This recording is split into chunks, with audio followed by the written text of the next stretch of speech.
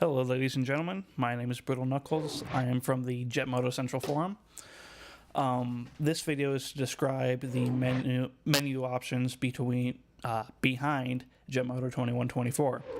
For those who don't know, this was to be the fourth installment of the Jet Moto series. However, it was canceled midway or partially into development.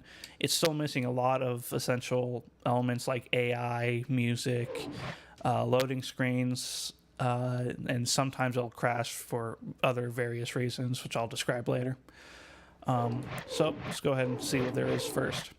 We have single event, a whole season which doesn't work because of the lack of ending victory tile or victory videos or something that was going to be played at the end of each race. You have time trial, stunt practice, and then all the options. We'll go ahead and take a look at the options right now. So you have game options, audio, HUD configuration, and controller configuration. Let's go ahead and check out the game options. You have the difficulty, number of laps, event time, DualShock vibration. I'm using a Logitech controller, but if you had a PlayStation controller, it would work fine. You can choose the number of opponents. However, on most maps, this is completely irrelevant as to there being no AI at all. And then you have what's called bonus items. I was taking a look at this and noticed that it's fairly buggy. Theater is actually not a theater. This shows the unlockable options that you can use, much like how in Jet Moto 1 or 2 you got the codes enabled kind of thing. That was in Jet Moto 1 actually, allowing you to change different options like unlimited turbo or ice or whatever. You have hidden riders, which doesn't work, but it kind of gives you a pretty cool look into what they were working on. Unfortunately, you can't actually select bonus riders. It's very depressing. My guess is that there were to be an entirely different set of riders that you could unlock. Two of them would be Stiletto and Jet Moto. And you can't unlock the rest of them, so I don't know if they're actually in the game or not, but it's still pretty cool to see. And then special abilities is like what I was talking about. Go ahead and back out of here. Back out of game options. You have your audio options, so sound effects or music. There's no music in the game, so it's completely irrelevant. You can choose between mono and stereo. I don't know if it actually works. I haven't tried it in stereo. And music mode, which I assume would be for the background tracks. Choose custom, single song, random. My guess is single song would be one song looped, similar to the first Jet Moto game, I believe. Random would just play a random track, and then custom would do something else. I have no idea. Back out of that, go ahead and take a look at the HUD configuration. So you can take a look and change the turbo meter, the grapple meter, speedometer, track map, lap time, position counter, and your lap count.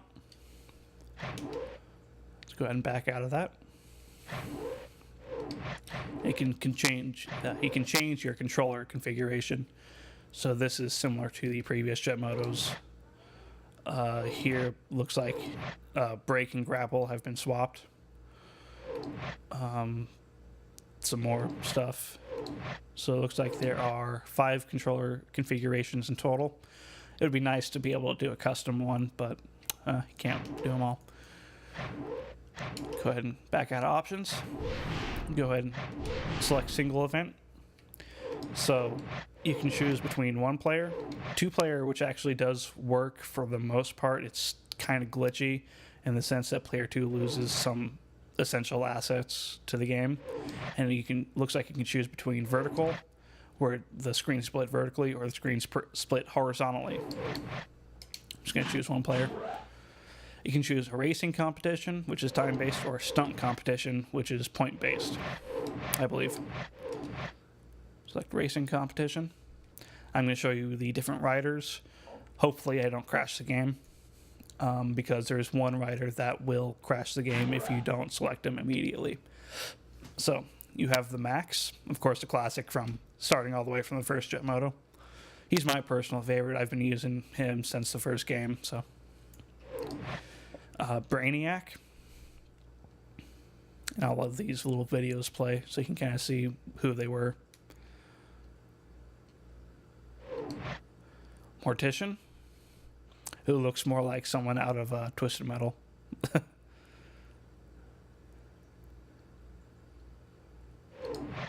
Bomber, of course, another classic one.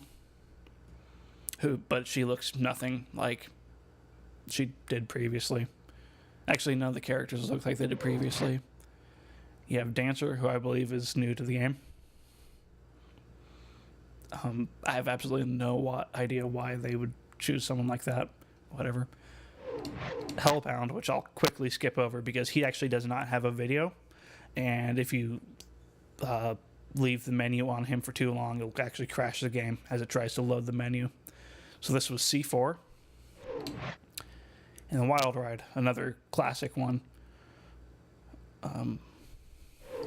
And back to the Max.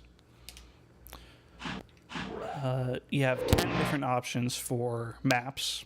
You have Atlantis, Europa, Canyon, Mars, Phobos, Moon, Nexus, Berlin, Mercury, and Monolith, which is ridiculously hard. I've actually not been able to complete a lap on it. It's very, very fast. And you can see that some of these are missing track descriptions. So Atlantis has rip through surf and tear across narrow walkways of this island resort.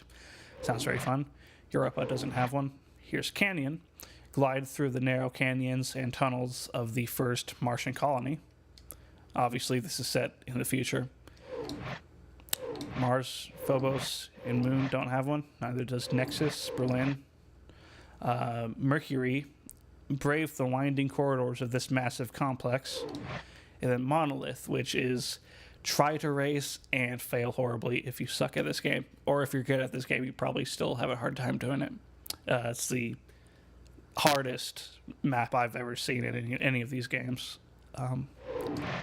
It's narrow with a lot of fall areas. Sort of like the shaft from Jet Moto 2, but way harder. So that concludes this video. Describing the menus and options within the game. I'm going to be doing some slow playthroughs of the maps, or at least as many as I can, do slow, and I'll just do some regular races as well. Thanks for watching. Have a good day.